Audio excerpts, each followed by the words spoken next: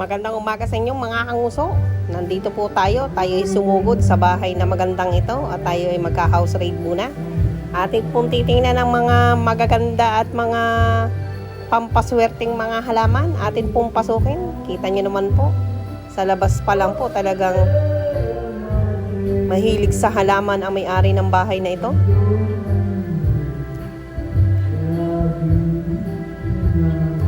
Ayan po, kita niyo po ang mga halamang mga pampaswerte.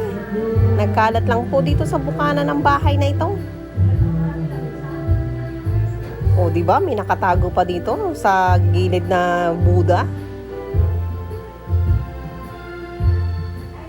O, yung pagkakaganda ho ng mga halaman din ay mga kanguso.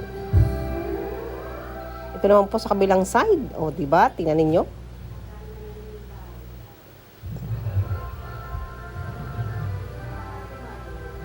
Ako yun nagbubuhay din ng ganito, talagang hindi lang ho makabuhay. Yan, tingnan niyo mga pampaswerteng halaman.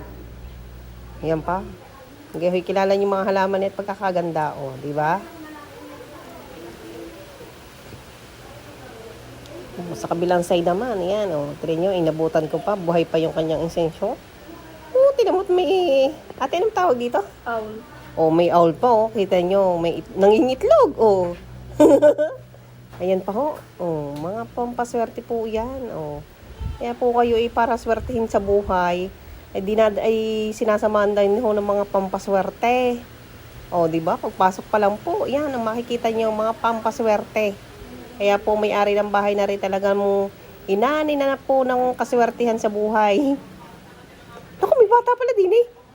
Dito pa sa gilid po. Talagang kaliwat kanan po yung mga pampaswerte yan.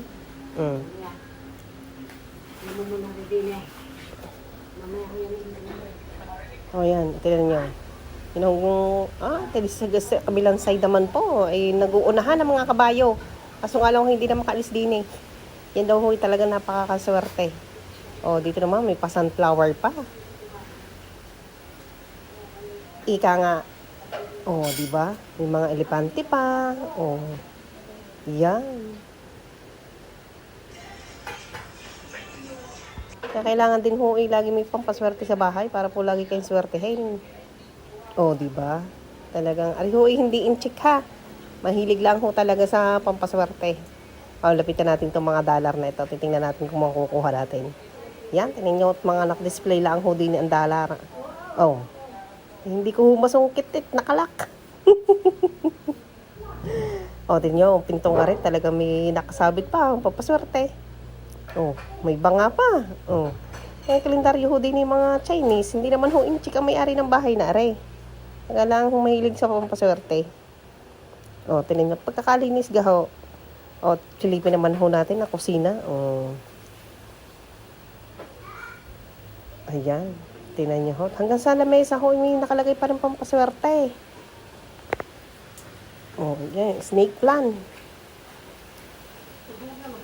Yan ho ang kusina. Tinan nyo naman pagkakalinis. Wala ko makikita ang dumi. Pagkakakintab pa ho ng sahig. Talaga naman ho napakalinis ho na may-ari ng bahay na. Naku, si Doña Carmen. Hi, Mama. How are you?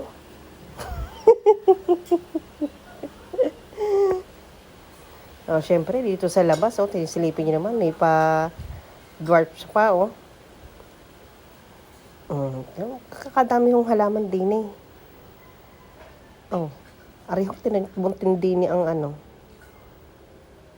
Yan dyan sa si Mama Mary. Kaya bunton-bunton po dyan ang mga halaman, mga pampaswerte. Kita nyo naman si Mama nakain na, hindi nag-aalaw. Yan, kita nyo gaho yung mga halamang iyan.